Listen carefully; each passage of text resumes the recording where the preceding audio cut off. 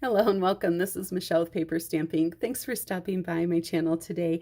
I'm doing something different, just a quick pop in to announce the winner of the Lasting Lily stamp set. You may remember I had a goal to reach 3,000 subscribers by my birthday, which my birthday was yesterday.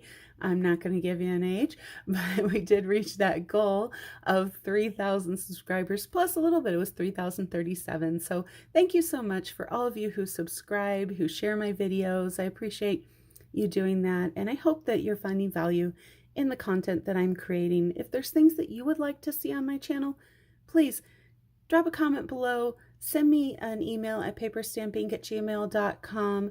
I would love to make sure that I'm creating things and sharing information that you guys are interested in. That's what this is all about. So as I was saying, I have the winning announcement for the winner of this stamp set, and that is Crystal Wilson. So congratulations, Crystal. I will need you to send me your contact information, mailing address, through my email at paperstampink@gmail.com so that I can get this out to you by the end of this month. In the meantime, everybody, make sure you grab your paper stamp and ink and do something creative today.